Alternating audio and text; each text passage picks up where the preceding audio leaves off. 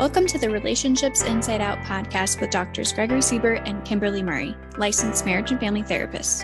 Join them on this journey as they explore the ins and outs of relationships. Welcome to Relationships Inside Out.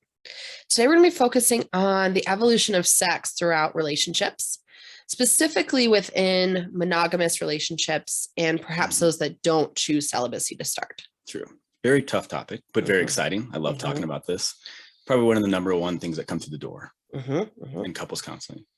And for me, it's for a lot of my clients, it's often a symptom of something else that's going on. We may couch it as the problem, but it's often a symptom of some greater patterns. Yeah. And sometimes it is the sex, right? Sure. People aren't on the same wavelength, but yeah, often is the expectations, especially when I see couples who've been together for a while. There's a lot of perception of it should be the way it was when we first started. Yeah. Relationships change. Bodies change. When bodies change, so do our wants, our desires, what feels good. And typically earlier on, people having sex, right? In general, in the relationship, it's exciting, it's new, but there's not a lot of conversation about what each other like, what specifically I like. It might be more spontaneous, more based on passion and pleasure. Whereas I hear a lot of couples talk about it once they're married or have children or whatever it might be. Talk about it more as maintenance sex. So sex just to keep the marriage going. Maintenance sex. That does not sound fun. No, but sometimes it's necessary. So I talk to a lot of, I want to say parents. Parents talk about this a ton in my practice of sometimes I want that hot and heavy sex. And sometimes it's just a space to connect with my partner, may not have full energy, but I'm still connecting. I'm still meeting their needs, even if I'm not fully in it. And I've heard you use language before in other conversations we've had about sex as a chore. Do you mind kind of explaining that? Yeah. So a lot of clients, girlfriends, and it typically is women. I don't know if that's an actual statistical trend or not. But the further along the relationship gets, we see this phenomena of sex becoming a chore or something as a check mark. I need to get that done today, rather than that's something I can't wait to do with my partner, or I'm looking forward to that point of connection. Instead, it's, man, I know he's going to ask for sex tonight. I'm just going to do it, and then I can go to bed. Got it. And I hear this a lot. And again, I'm going to say women larger because that's where I hear it from, but women tend to say this within context of being parents, being entrepreneurs, but feeling like I miss those moments when I pursued my partner, when I enjoyed my partner, when sex was based on pleasure and passion rather than it's just something I got to do to keep my marriage going. And I think it's easier earlier on because the priority is the relationship. But as soon as we start kind of living life together, other stressors come in. You talk about kids as a big one, right? Stress is the number one killer of sex drive. Right?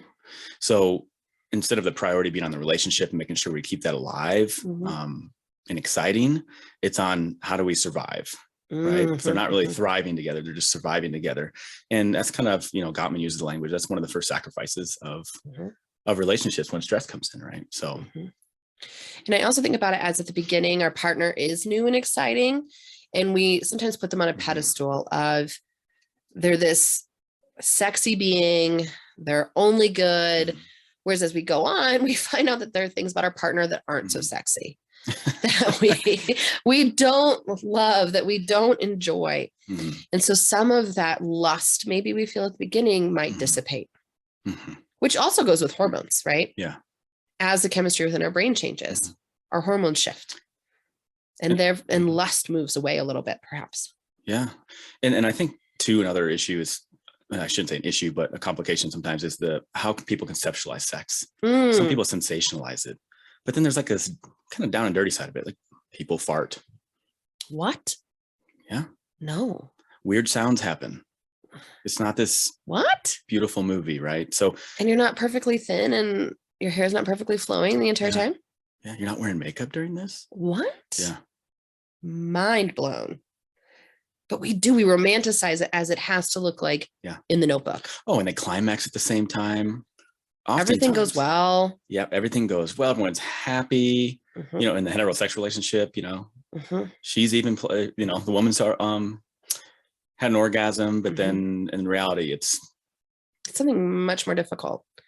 It is hearing on your baby monitor, your kid starting to talk or possibly walk towards you. It is, I'm feeling not great in my body today, or shit, you haven't showered since 2 days ago, or whatever it might be. And these are the real things that come up. Yeah. So when we're comparing to, but I want that, I always think of the Notebook. When I want that Notebook style sex, and the reality is very different, we might start to feel shame or disappointment or let down in ourselves and our partner. So I want to touch on that. I think I'm glad you brought that up. The expectation to please the other sometimes, induces so much anxiety that you can't really enjoy being in the present and exploring each other sexually, right? I talk about with my clients is mission-based sex. The mission is both partners have to climax, it has to happen somewhat quickly. And that takes all the fun out of it. And I encourage partners, instead of thinking about the orgasm, think about the play in between. Think about the pleasure, the connection, the quality time that comes with the climax that may or may not come. Sex doesn't always have to end in orgasm, which for some couples is mind-blowing. And it's mind-blowing that what might have felt good before may not feel good now. Yeah. Our bodies change, our needs change. And with all that, no communication about that. Right. And I see couples set each other up for failure. This expectation of, well, they should know what I like, or, I didn't tell them what I liked. And then the other partner feels pressure to please their partner, and they actually don't have the roadmap to do that. And then they get the sense of failure. And sometimes, and I see a lot of clients who have this negative association with sex. It's almost anticipating those moments that like have anxiety, right? Feeling let down. Like I anticipate my partner's going to fail me, or I'm going to feel awkward. Yeah. Therefore, I don't really want to do it. I'm going to shy away from it. Or I anticipate my partner always asking how I feel during that moment, and it makes me uncomfortable, and I don't know how to respond. I don't want to keep them upset. So, just anticipating that question, it just takes a lot of the excitement out of there. How do we let that go? Right. The stress, again, the number one killer. So we're stressing about these things. How do we get that stress out of there and just be present in that moment? So much of what we talk about with relationships, we don't talk about in school, but we expect people to know how to do it and how to do it well. We expect them to know what sex looks like, how to have quality sex, how to advocate for ourselves in a space of sexual needs and sexual desire. And yet we give zero roadmap to people on how to do this. And it is one of those topics that tends to be pretty universal. Almost every adult human will experience sex or some form thereof, but yet we never talk about it. We never talk about it. So it feels very isolating when someone's struggling, when it doesn't feel good, when it feels like a chore, when I don't even know what feels good for my body. Yeah. But I can't talk about it with anyone because that's too taboo. Yeah. And I think it's good that we normalize the fact that most couples have issues with sex. And there's a lot of self-worth put in that, the identity. So like some clients I've been working with, they've had less sex, and typically the male in a heterosexual relationship, this is in general, they think it's because they're less attractive. They did something wrong. They're not loved as much. So there's this association with, when I get sex, that means I'm cared for. There's really no other association with how I can feel loved. Right. And that's kind of a dangerous perception to have, because it's really not has anything to do with who you are a lot of the times, right? It's just the progression of the relationship, and especially if there's not a good foundation to making sure you're thriving, right, instead of surviving. And do we have the language to talk about that? Do I feel safe to talk about that? Do I feel safe enough to come to my partner and say, that thing you do doesn't feel good for my body, or I feel unsafe, or I feel awkward, or whatever it might be. Even words during sex might not feel safe, might bring up some traumatic memories potentially, right? And see, even as we talk about this, I can imagine people are feeling uncomfortable. I had talked to a few friends prior to this podcast, and I'd mentioned we were going to talk about sex, and they were like, you're going to do what now? We don't talk about that. But it's crucial that we do, because whether it's the sounds we make during sex, the pleasure, the parts of our body we engage, if we aren't talking about it, how are we to know what options are out there for us? How are we to know what is normal and healthy and what isn't? And doing our partners a favor by knowing what we need sexually. Yes. We have to explore ourselves sexually to know what feels good, because that is ever changing, and be able to communicate that so we're not setting them up for failure. Because again, if they feel like they're failing, there's the anxiety and there's negative association, and there's, I don't want to have sex anymore. They can't be mind readers. Yes. As much as we would love for our partner to just know what feels good, they're not in your body. They can't. Unless you give words to it, they can't. And it changes. So we talk about this evolution of sex over time. So the beginning, more passionate, more lustful. Okay, we get married, things might get a little bit less passionate. We now have more responsibilities. We may not find our partner as exciting or new or sexy as we once did. And then come kids. And what we know in research is that the birth of our first child is when we see the steepest decline in marital satisfaction and the quality of the relationship. Because now we have this additional stressor. We're not sleeping as well. We're probably not eating as well. So the relationship tanks. And a big piece of that is the sexual relationship. Yes. And along with that, and going back to something you said earlier, but it doesn't always have to be the intercourse. Intimacy is extremely important to continue in this context. Intimacy is kind of what makes us feel safe. It gives us that connection. We have connection. The orgasms are better, but that intimacy is just feeling connected. It doesn't have to be sexually, right? Having those conversations before you have sex, spending time together to connect, right? Gottman loves the kissing. Find any time that you can kiss. There's like a book on science of kissing, right? But they talk about, like, you know, in the mornings, just 6 seconds, just hold kiss. Right. When you come home, kissing, right. Building those moments of intimacy and connection, and intimacy is also responsible for, in some regard, reducing that stress when you feel connected, right. To reducing that stress. And if that stress is kind of some of the killer of that sex drive. One challenge for anyone who hears this is I challenge you to a 20-second hug with your partner every day. And you're welcome. Science shows that it's better if you're topless, for skin to skin. But if we can engage in a hug for at minimum 20 seconds, our body starts to relax. We release oxytocin, bonding hormone, and it can make dramatic improvements in the relationship to just give 20 or 30 seconds in hug with our partner. Yeah. Nothing else. We're not talking during it, nothing, just hugging. And take the pressure of the expectation out. Don't even have the expectation of having sex. So how do we keep this alive? How do we keep intimacy or sex alive in the relationship as we progress through? I love kind of what we talked about in the previous episode is scheduling time to prioritize your relationship. Because as your relationship grows and you get different responsibilities, children come along, things like that, so does your mind on the relationship, right? So making that a priority, scheduling that, and also learning a little bit more about what feels good for you on an intimate level, maybe not having intercourse just yet, right? Or doing foreplay or anything like that, but just on an intimate level. What do you like? How do you feel connected most with your partner? And making sure that we're spending a lot of time on that. And time and play. This is play outside of the bedroom and within the bedroom. So am I engaging in laughter with my partner every day? If not, chances are sex isn't very good. My wife and I don't have the same sense of humor. So that's what happened. But if we can engage in that play and then bring it into a more intimate or sexual space, can I laugh with my partner? Can we be silly? This is something I work with a ton of postpartum mamas and couples. And let's face it, after giving birth to a watermelon, our bodies just aren't the same. And so it's relearning your body, your anatomy shifts, your hormones shift, all kinds of things change within your body by way of giving birth to a child. Whether that is cesarean or vaginal, doesn't really matter.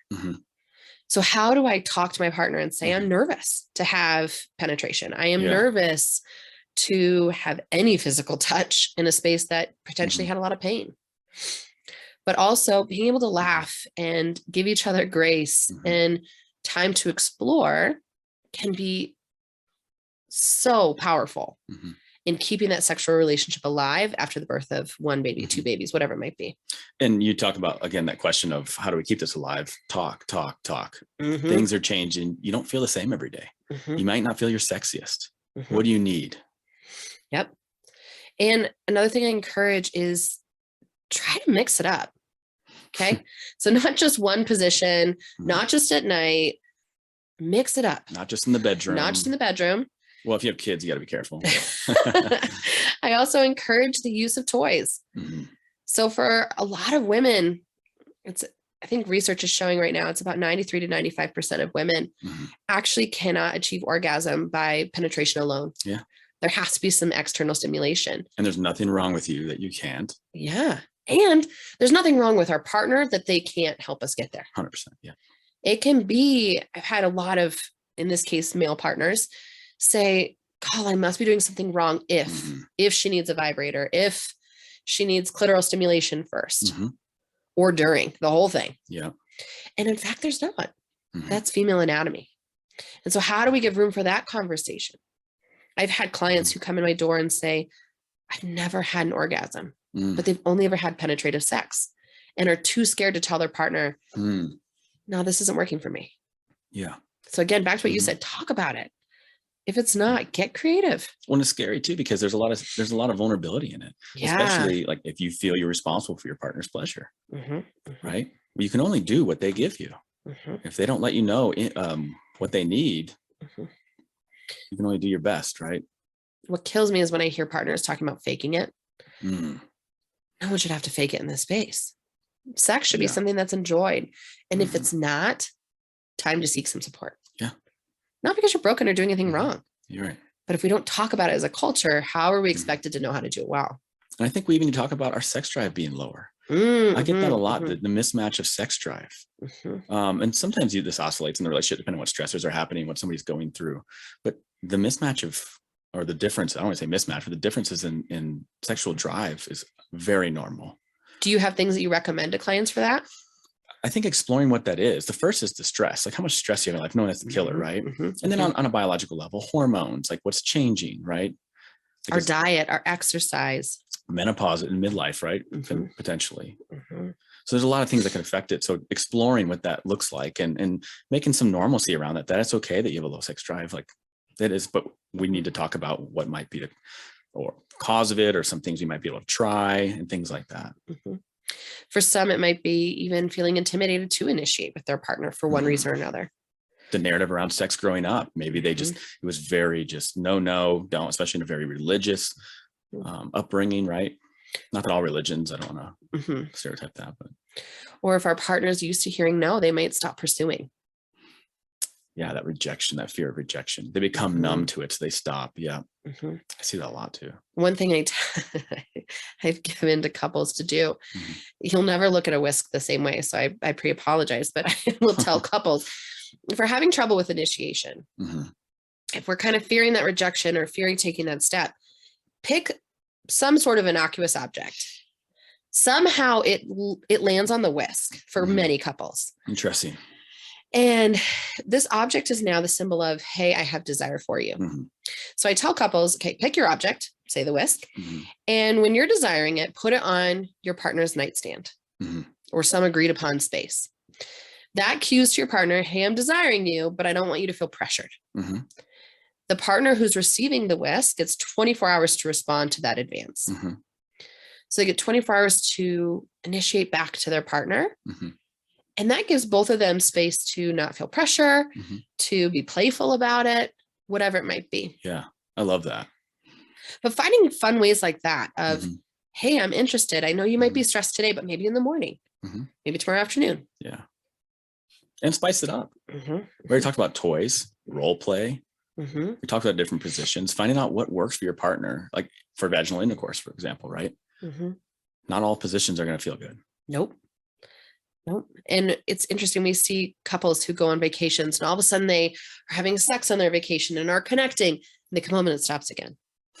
Explore what is it about that vacation that allowed us to engage more with one another, to feel more connected. Was it the reduced stress? Was it a change of pace or a change of location? Was it being away from the kids? Connecting, having focused time, connecting without distraction, without the stress. You work a lot with couples, right, Greg? Oh yeah. So how often do you see sexual dysfunction or issues with sex come up with those couples that have been spoken, that have been brought into session? Over 90% of them, easily. I imagine that's mind blowing for some people because we often feel isolated in this of No, everyone else is having sex every single day and it's hot and passionate every single day. I'm the only one that's struggling. This is the Notebook. Yes. Yeah. Yeah. Mm-hmm. Yeah. I mean, it's like you talked about, we don't grow up with this knowledge. We know how to dissect frogs in school, but we don't know anything about how to communicate about this stuff. You mean that doesn't translate to sex? At least I sure hope not. No. Oh God. So it's this idea of like, if no one's ever really learned, we're in these same patterns growing up, these same narratives. If we haven't explored outside of a narrative of, oh no, sex is bad, right? Don't do this. I'm only doing this because it's what I need to do for my partner. It's this chore you kind of brought up. So I feel like a lot of it is kind of this misunderstanding of their experience and being so unique, right? But it's very normal. I mean, communication is never perfect. Why would you expect another interaction, a form of interaction in sex to be? But even just that little bit of validation of, oh shit, I'm not alone.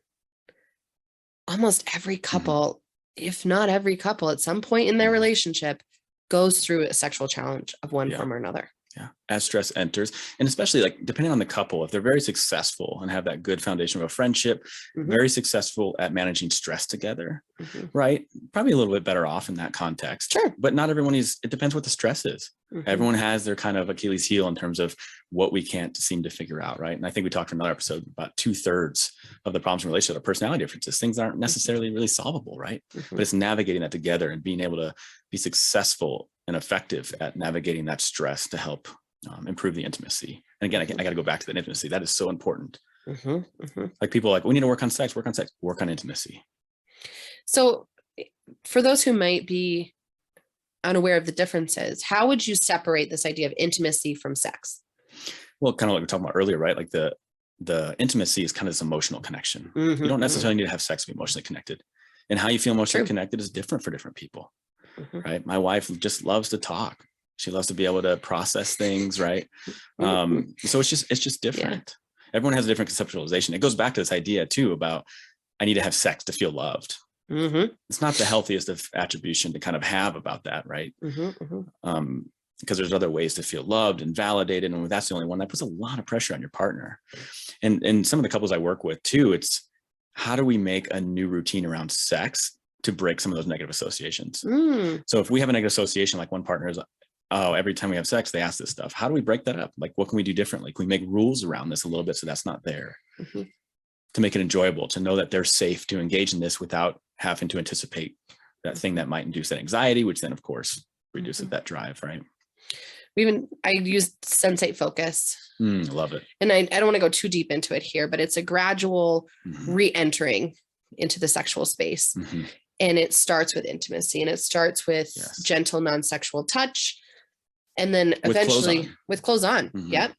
And it moves into a place of being more sexual. But I love that because it gets at what you're saying here of the foundation of sex isn't penetration. It's feeling safe with our partner. It is welcoming touch. It's knowing what feels good in my body and doesn't feel good in my body and giving voice to that. Yeah. I love sensate focus. And it kind of, when you're talking about that, brought this idea that the Gottman Cards. So Gottman, if you guys aren't familiar, then has these cards. You can download an app. It's free, but they have cards around sex, right? I think it's like mild, spicy, or hot, or something like that. And it kind of, the questions get a little bit more in depth, but these are great starting points for questions to really understand what each other want. Like, for example, there's one in there about after one of us climaxes, what does the other partner do? And it kind of, I love that question because it opens up, am I safe enough to maybe finish myself off in front of my partner?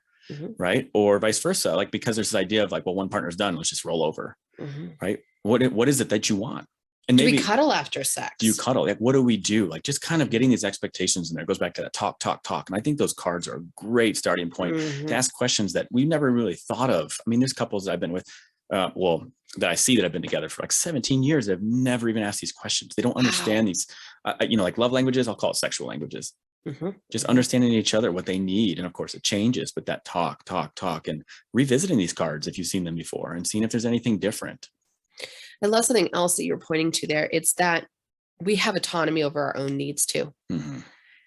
Our partner, as we were saying earlier, isn't a mind reader, but they're also not solely responsible for making sure we feel pleasure. Exactly. So entering sex, not just thinking about our partner's pleasure, although that is super important, but also thinking about our own pleasure, our own experience. I have a lot of clients, again, especially females, where it turns into sex is simply to please my husband or my partner. I know.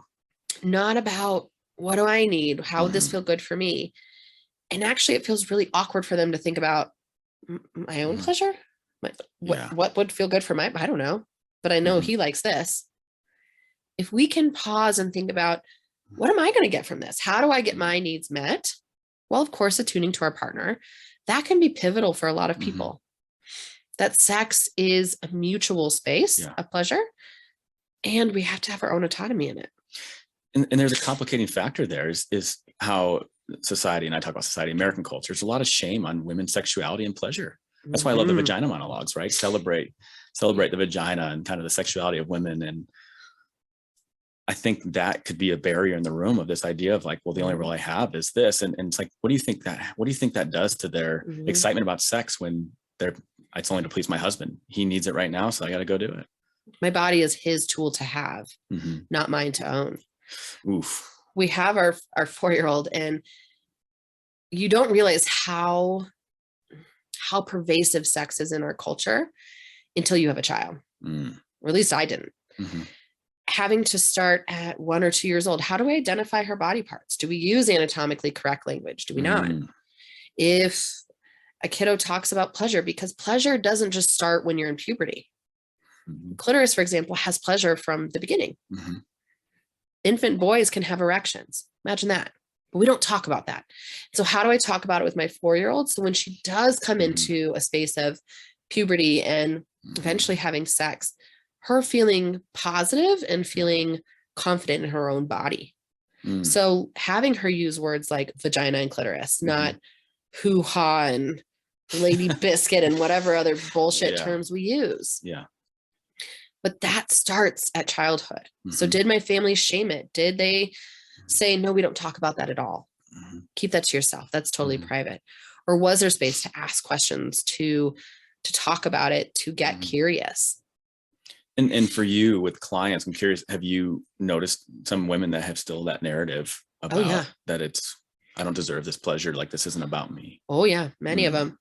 And even saying vagina will make clients look away or blush, or saying, well, do you masturbate? It is like, it's like you just took all the air from their lungs, because no, I'm not supposed to enjoy my body. No.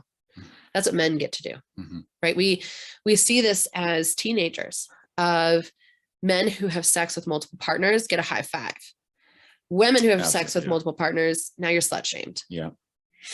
So how do we shift that narrative so that women can have autonomy, whether that is if they want abstinence or not? Either choice is okay, just as it is for men. And working with the clients to kind of explore that narrative. How is it impacting their conceptualization of that process, right? There's a couple of clients that I have where if they don't have or give their husband sex, as heterosexual couples, they don't give their husband sex, then they're going to leave. Right. So there's association that I need to please my husband or I'm not being a good wife. And it takes all the fun out for them. Or he might step out or whatever it might be. He might step out and get it from somewhere else. Right. There's this conceptualization that as a duty. This goes back to this chore thing that you're talking about. I really want to encourage, with that chore language, digging deep. What about it makes it feel like a chore? Is it time constraints? Is it not feeling connected to my partner? Is it I'm bored? Exploring those barriers. Whatever they are, explore them and address them. Get curious, get playful, mix it up, have some fun. Sex should be fun. It shouldn't be something where we dread it. Oh, shit, it's been a week. I know he's coming. And yet I hear this happen time and time and time again.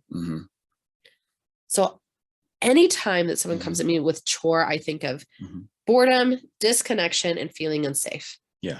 How do we address those? And I like the thought of continuing, again, the intimacy. Feeling connected makes it fun. It gets that passion back in there rather than just let's increase our sex. Let's have it more frequent, or let's try. I mean, there's got to be the intimacy too, because then it becomes a job, as you talked about. We want it to be that play. I love the language play, right? Play. How do we not focus on orgasm? How do we just focus on this is going to feel good? I want to lay naked with my partner. I do nothing else. I don't know of anyone I've talked to, client or outside of that realm in my personal life, where somebody doesn't think orgasm is the outcome. It's insane. It's embedded in that dialogue. Yeah. And I would be kind of, lying if I didn't say I fell into that growing up and even as an adult, right? Until I got in this profession, I'm like, what? You can have sexual relationships or intimacy and that not be the point. Yeah. How do you enjoy each other's body and presence, right? Without the orgasm being the end goal and taking that pressure off yourself. And that pressure off your partner. The reality is sometimes you're not going to be able to achieve orgasm, and that's okay. Yeah.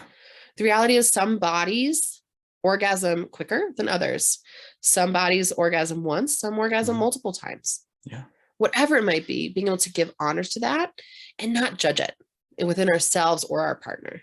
Yeah. There's variability in that, right? And don't make it a conquest. Yes. Right. Instead of a conquest to please each other, right? It's to have fun and use this as another experience to feel connected without the end goal of orgasms, of course.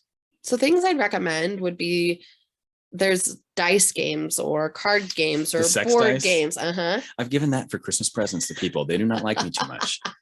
I don't even want to ask who, because that could get weird. I'm like, have fun. So it's that. It could be dress up. It could be going to a hotel for a night or changing location. It can be incorporating food. Again, 5 senses here. Think about how we can incorporate all 5 senses. Pleasure doesn't just live in the penis and the vagina. Right. It is a whole body experience, and it lives within the brain. We have to stimulate the brain, not just the body. Yeah. Yeah. And I think talking about, again, what we want, what pleases us. So do your partner a service and explore what you actually need. I think that's a huge one. And then talk about how you feel connected, the intimate side of things. Talk. I was going to say, at the core of all of this is talk about it. Yeah. Which feels so taboo for so many families. And the scary thing about talking about it, I will say, that comes up a lot is when one partner brings it up, it almost goes to the perception of the other partner that I must be failing my partner. So bringing it up in a soft way of, I'm just curious, like, what are your thoughts about this? Like, I like what we're doing, like kind of a validation sandwich, validate what's going well. And then say, like, I'd be curious to try this stuff. See what are your thoughts around this? And, but again, I'd like what this is happening. But bring it up in a way that we help reduce defensiveness around it. So we can be vulnerable with each other and really get at the core of what each other wants and really experience a deep, deep, intimate connection. I love that. And anytime we can, you call it validation sandwich. I have a client who calls it a shit sandwich, where you do the good, the critical, or the feedback, and then the good. Anytime we can do that, that helps soften our partner. Yeah. And again, laugh. Yeah. If you try something and it does not go as planned, laugh about it. Learn from it. Yeah. And you can even start out by just asking them what they want, if they want to try anything different, before you start trying to put your needs out there. I do think it's important too. We say that just as it's important to try new things, it's okay to say no. Absolutely. If something doesn't feel safe for your body or crosses a boundary, always give yourself permission to say no, to stop. We also don't talk about that of sometimes we engage in sex because, quote unquote, we have to. We don't have to. We don't want to let them down. Right. So giving yourself permission to say no if you need to. And having a discussion of how else might that need be fulfilled that we're both okay with. Right. I love that. So, okay. As anyone has any questions about sex, and we've only scratched the surface, this is one we will revisit time and time again and bring an expert in on too. But if anyone has any questions about how to help your sex life feel more fulfilling, or about the logistics of sex over time, whatever it might be, don't be shy to email us at relationshipsinsideout@gmail.com. Awesome. Yeah. Or any other topics or. Yes. Topic suggestions. If anyone has any that you're sitting there waiting and saying, like, man, I really would love to know about this, let us know. Great. Thanks.